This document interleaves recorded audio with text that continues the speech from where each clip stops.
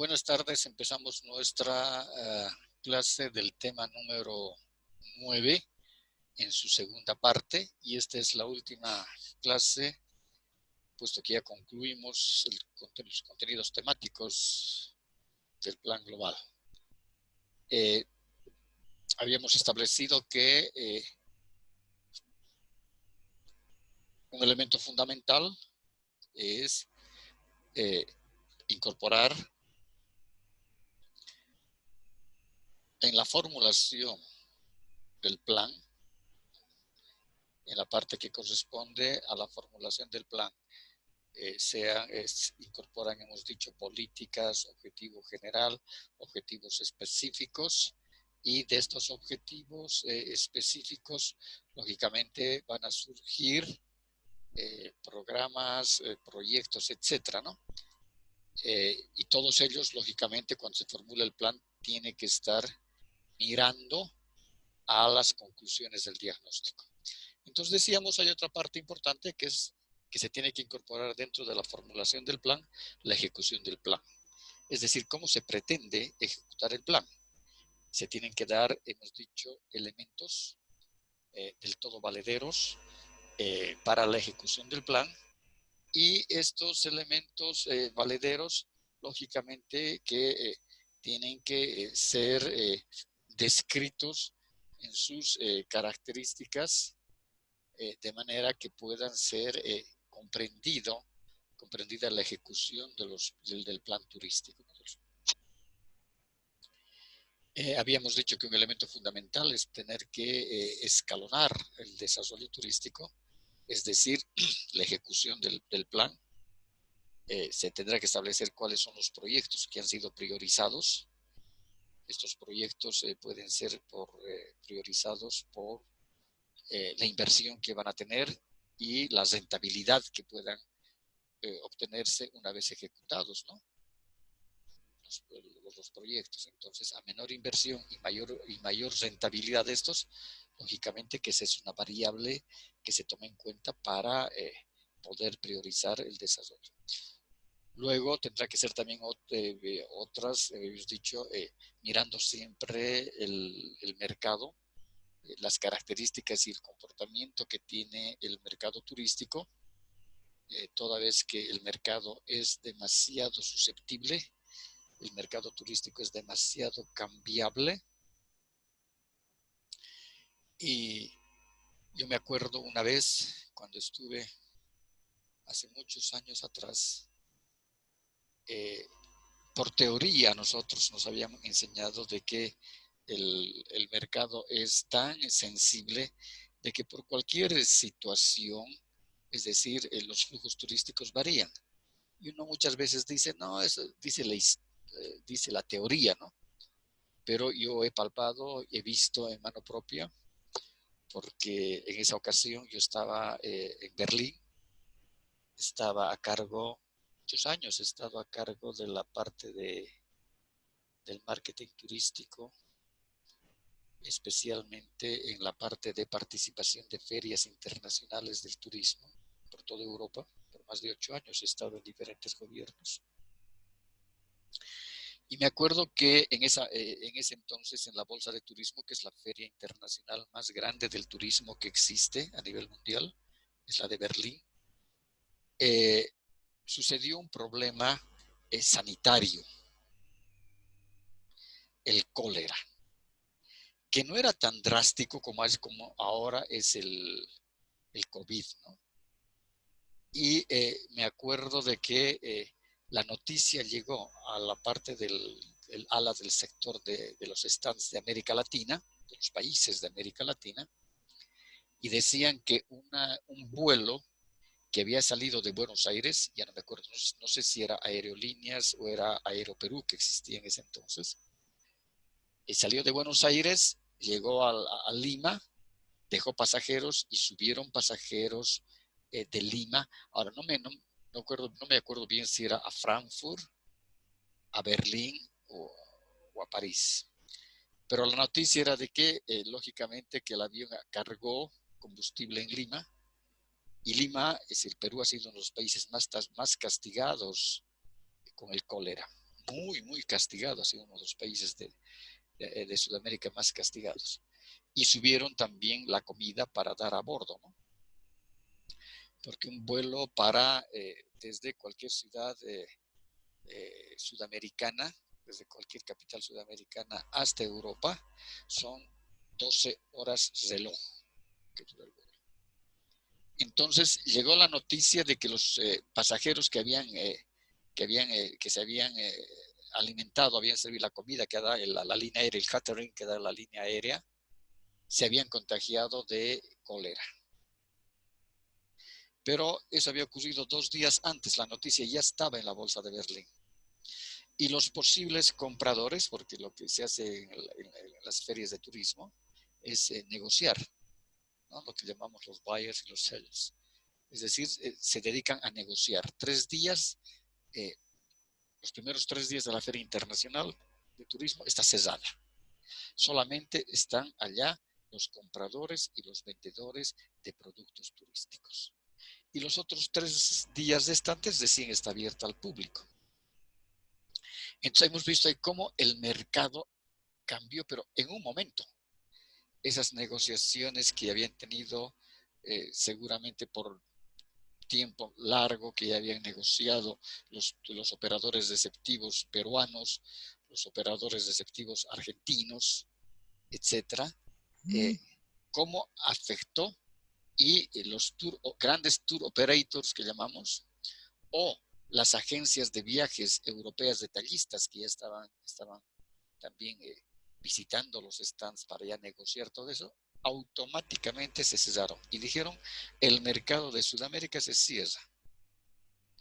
Pero si solamente el problema ha sido con el Perú, no ha sido ni con Argentina, no ha sido con Colombia, no, se cerró. Y el mercado realmente se cerró.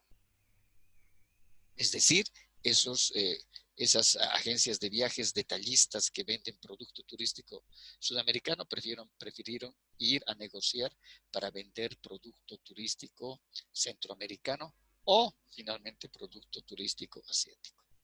Y ahí realmente se veía a los operadores receptivos del Perú, a los hoteleros del Perú llorando. Y no es una metáfora, es literal, lloraban con lágrimas, desesperados, porque la opción que tenían era, es decir, la feria es en el mes de enero, todo el verano, ellos, es decir, la temporada alta del verano del mercado europeo, que es a partir de julio, ellos ya tenían previsto de que iban a recibir un muy buen flujo turístico para visitar el Perú.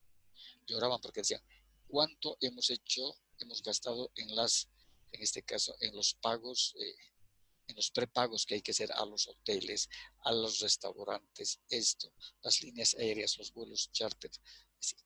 Y realmente el mercado se había sabido cerrar por una situación que, es decir, desde el punto de vista de la planificación, no era manejable, porque es un factor exógeno, no controlable.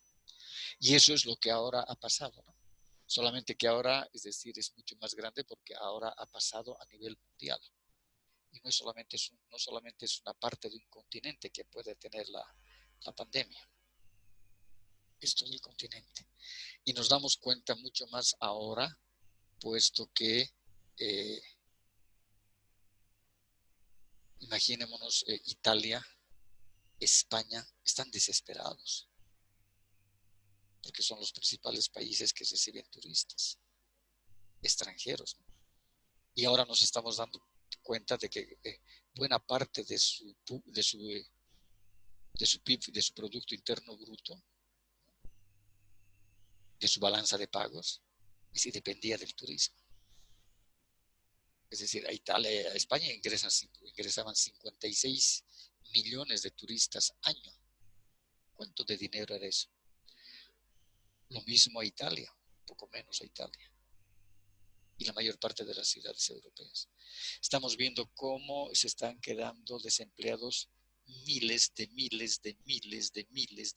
personas, especialmente en el sector terciario, que es el sector servicios, ¿no? Toda la parte gastronómica, los restaurantes, los centros turísticos, etc. Entonces, es por eso que se está estableciendo, se tiene que reinventar nuevamente, crear nuevos mecanismos de comercialización del producto turístico. Ahora, de que esto va a pasar, lógicamente, ¿qué va a pasar? Una vez que ya aparezca la vacuna, que hasta el próximo año ya la mayor parte de la población del mundo estén vacunadas, entonces los destinos turísticos van a volver a ofertar sus servicios, pero eso a nosotros nos va a servir de que siempre tenemos que estar alertas de que una pandemia de esta índole puede volver a repetirse. Y lógicamente que desde el punto de vista de la planificación turística hay que ir trabajando eso. Un elemento que tenemos que ir descartando ya es el turismo de masas, no ese turismo masificado tan lleno, tan aglomerado, justamente como una forma de mejorar la oferta turística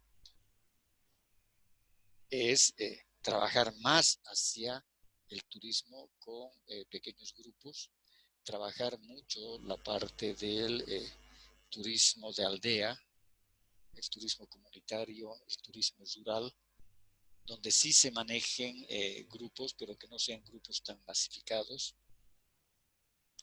Eso mismo seguramente va a ser ver a las cadenas hoteleras, que son las que más se llevan el beneficio en el turismo balneario, hoteles que tienen 500, 600 habitaciones, que van a tener que ir viendo esa su capacidad de instalaciones, eh, hacer una reingeniería para cuando quieran invertir nuevamente en otros países y que no sea un turismo tan masificado, porque el turismo masificado nos hemos dado cuenta, es decir, cómo perjudica, ¿no? Claro que los beneficios económicos están primero, pero una, una de las causas también del rebrote que se está viendo en Europa justamente ha sido el turismo, ¿no? Es decir, los turistas. Y también de que la población es muy desordenada, ¿no? Si no se protege, no se cuida, no usan barbijos. Anoche veía un documental, es decir, veía las visitas que estaban haciendo por Roma, por Padua, San Francisco de Asís, etc. Y los turistas siguen sin barbijos, sabiendo que ya hay un rebrote de la pandemia. Entonces, yo creo que ahí también hay que ver la parte de concientización que se tiene que dirigir a los turistas, y en la parte de la ejecución del plan también hay que establecer de que tienen que existir en todos los medios de difusión, y en este caso también en la oferta turística, por producto, por país, en el macro marketing, que es el que desarrolla el país, y el micro marketing es el que desarrolla la empresa prestadora de servicios turísticos. Lo que se tiene que hacer justamente es lograr una mayor concientización hacia los turistas. Y estos mensajes comunicacionales, lógicamente, que van a tener que ser emitidos por la más media y principalmente por las redes sociales. Hemos visto el gran impacto que tienen las redes sociales hoy en día, ¿no? El impacto es muy grande, entonces hay que aprovechar aquello para poder concientizar a los turistas de que también ellos tienen que protegerse. ¿Preguntas? Ninguna por el momento, Lice. Gracias, Héctor. En esta segunda parte de la ejecución del plan,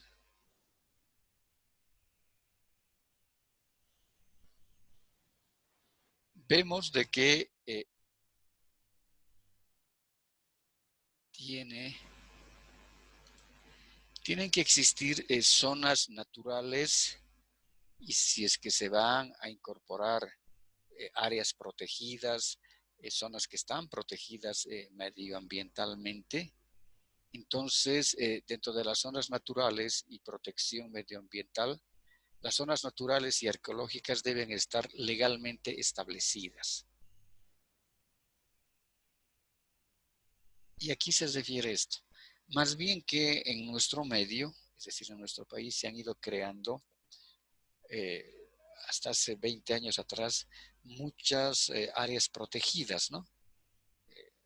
En este caso parques nacionales, áreas protegidas, reservas de la biodiversidad, etcétera, y que por ley y por norma han sido creadas, ¿no? Entonces, sí, dentro del sector espacial donde se debe planificar los destinos turísticos, se encuentran zonas o áreas naturales o áreas arqueológicas que están legalmente constituidas.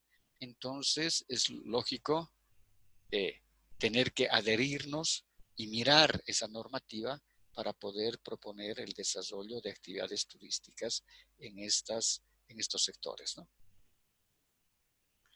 Y eso va a significar que también dentro de la ejecución del plan hay que elaborar, ¿no?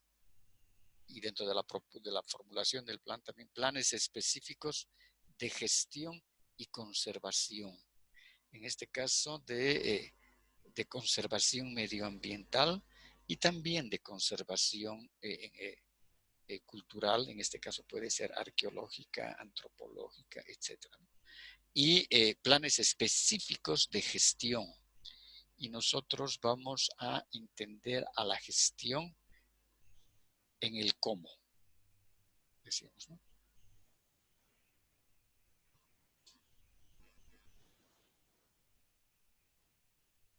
¿Cómo debo hacer esto? Entonces, esos son acciones de gestión. Y ese cómo, lógicamente, que va a estar respaldado por un gran apoyo de materiales, que estos materiales, lógicamente, van a ver la teoría, ¿no? Aquí tenemos la teoría, hay que crear esos materiales, como por ejemplo pueden ver, un material puede ser eh, medición de la capacidad de carga, indicadores de medición de la capacidad de carga para ese destino turístico en especial. Después podrán ser manifiestos ambientales, es decir, cómo se van a hacer, cómo se van a levantar la información para ver si realmente se está cumpliendo o no se está cumpliendo lo que el plan había establecido en el manejo medioambiental.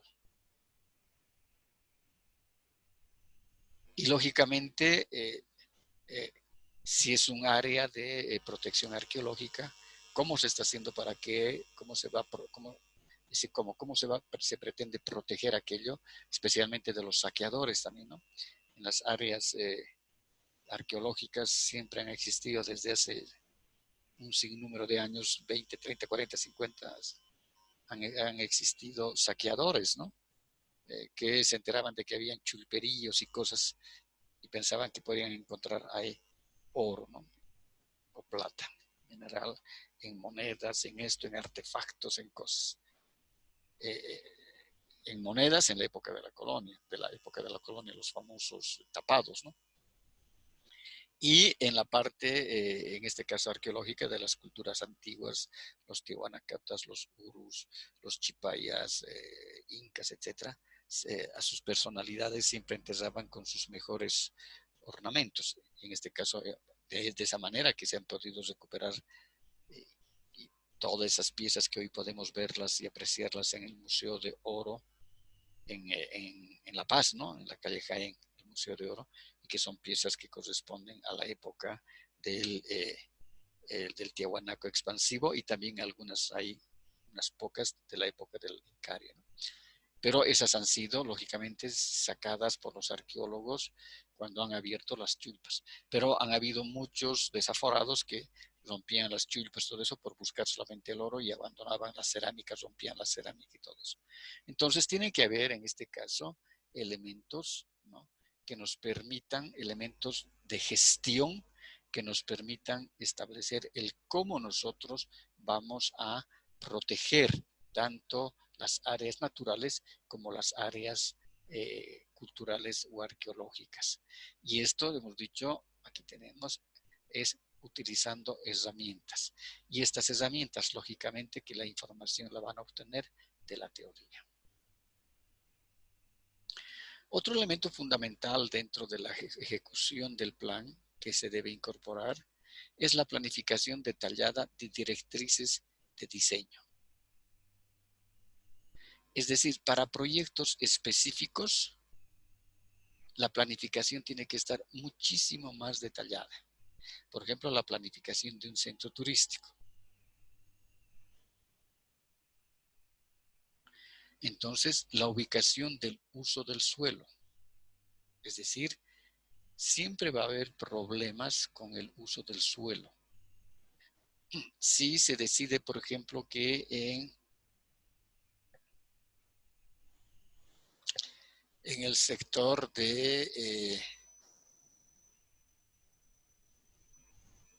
las cavernas en Toro Toro, hay un sinnúmero que habíamos visto el anterior semestre, cuando hacíamos un estudio de caso, habíamos visto un sinnúmero de recursos turísticos, pero que, es decir, había el recurso, pero no habían los servicios, no habían los servicios básicos, los caminos, etcétera, no había nada. Y no, entonces, si esto, por ejemplo, se decide desarrollar, entonces hay que ver dónde van a estar ubicadas las instalaciones y de quiénes son propietarios de sus suelos, de sus terrenos. ¿Serán las comunidades campesinas? ¿Serán el municipio? Entonces hay que hacer un análisis muy detallado del uso del suelo. Porque según la teoría y los teóricos que han tenido también experiencia práctica, si por ejemplo se decide desarrollar acá un centro turístico, ahí tienen sus atractivos, sus instalaciones, etcétera. Hay que buscar y protegerlo, dice, con un cordón. Y este tiene que ser un espacio que sea todavía dueño el Estado. Pero nadie puede aquí asentarse. Porque el fenómeno que ocurre es cuando se crea un centro turístico, al poco tiempo aparecen acá los cordones de miseria. Es decir, vendedores, pueden ser, se van creando las construcciones clandestinas, los rancherillos, todo eso acá. ¿Y por qué? Por beneficiarse de los servicios básicos que pueda tener el centro turístico, etc. Entonces, este centro turístico tiende a desaparecer con el tiempo, porque el turista no va a ir a ver pobreza. Entonces los pobladores, los niños, etcétera, aquí van a ir a pedir limosna al centro turístico. El turista no quiere eso. El turista quiere recrearse. El turista quiere complacerse. Por eso que se recomienda siempre poner acá un círculo de un espacio físico donde no se permita el asentamiento de nadie. Ya los otros van a querer asentarse acá, pero hasta llegar al centro turístico, seguramente aquí van a haber por lo menos un kilómetro de esta franja de seguridad. Y de esa manera el centro turístico va a estar protegido. Por eso que la urbanización del suelo es un elemento, decíamos, fundamental que tiene que incorporarse. Análisis del mercado y estudios económicos financieros. Es decir, el análisis del mercado es fundamental. En primera instancia, vamos a tener nosotros, dentro del diagnóstico, hemos dicho,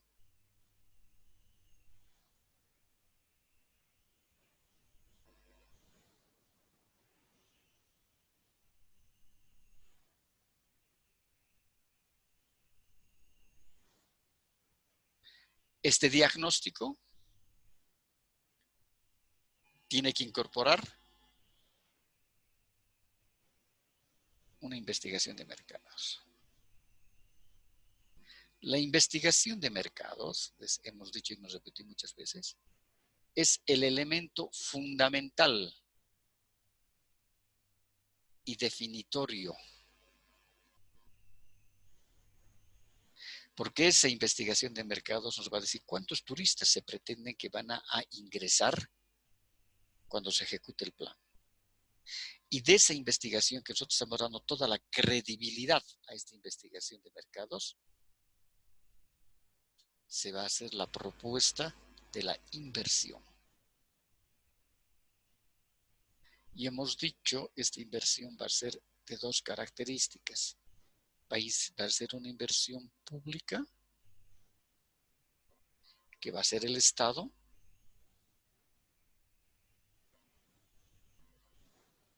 y va a ser una inversión privada de los inversionistas privados que pueden ser los prestadores, ¿no? Pero todos están apostando a que esta investigación es cierta. Por eso que la elaboración de la investigación tiene que ser seria. Los cuestionarios para las encuestas tienen que estar muy bien validados, etcétera. ¿Dónde se va a obtener la información? ¿Cómo se va a obtener la información?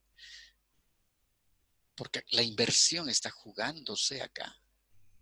Y la inversión no es poca, son millones de dólares.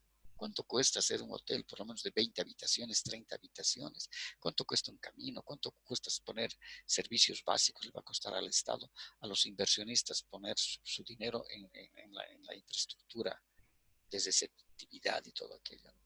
Por eso que la investigación de mercados tiene que ser muy seria y muy valedera.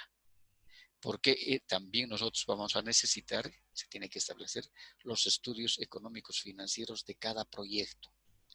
Es decir, en un proyecto, ¿cuánto he invertido? Tanto. Tanta es la inversión. ¿En qué tiempo se va a recuperar ese dinero de la inversión? En tal tiempo. ¿Y cuál es la utilidad que va a dar esa inversión? Porque todo aquel que invierte su dinero en un negocio, lo hace pues por lucro. Es decir, para recibir beneficios económicos, independientemente de cubrir costos fijos, costos variables, todo. Tiene que haber una utilidad.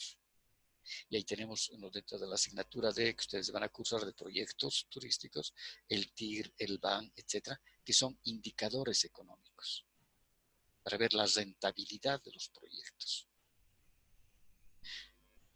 No nos va a servir de nada un proyecto que no sea rentable. Un proyecto que no sea rentable, a nadie le sirve. ¿Quién va a perder dinero? ¿El Estado va a seguir erogando gastos? No. El Estado podrá poner el capital, pero dirá, el proyecto tiene que ser económicamente rentable. Ya la inversión la está poniendo el Estado o una ONG. Pero una vez que empiece a funcionar el proyecto, tiene que generar sus propios ingresos para pagar sueldos, depreciaciones, insumos, mantenimiento, todo. Y si es un proyecto eminentemente privado, tiene que pagar también su financiación. Eso significa pagar el capital que se ha prestado del banco, pagar los intereses bancarios y aparte sacar utilidad. Entonces, por eso es fundamental el análisis económico financiero. Y eso va a significar determinar también la viabilidad económica, decíamos. ¿Es viable o no es viable económicamente los proyectos? La arquitectura. Es decir, la arquitectura tiene que tener una armonía, decíamos, con el medio ambiente, con el paisaje, con el entorno. Los diseños técnicos, lo mismo. Es decir, no es porque venga un fulano y que tenga plata y quiera hacer lo que le venga en gana. No. Entonces, el plan siempre va a estar respaldado, hemos dicho, por normas. Es decir, no, un momentito. La norma dice que usted aquí puede construir máximo 2 pisos y que tiene que mantener el entorno paisajístico, geográfico, etcétera. Hay que hacer un diseño cuidadoso de los atractivos. Ese diseño cuidadoso de los atractivos es lo que nosotros técnicamente llamamos poner en valor el atractivo. O si es todavía un recurso, ponerlo en valor ese recurso para que se vuelva un atractivo, para que atraiga a los turistas. Y finalmente, diseño de jardines, decoraciones, que tiene que estar a cargo de especialistas. Hay un sin número de técnicas para hacer en este caso, el diseño y la decoración.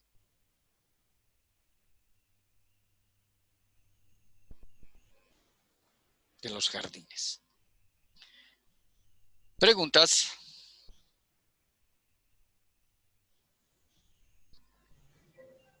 Todo claro, Lice. Perfecto, entonces nos vemos la próxima semana. Por favor, mande sus trabajos. El examen ya va a estar en el Mood y las notas a las 72 horas, me imagino. Entendido, Lice. Perfecto, que les vaya bien, que tengan y pasen un buen fin de año. Cuídense mucho y que les vaya bien. Ya nos estaremos viendo. Igualmente, Lice. Hasta luego. Hasta luego, que les vaya bien.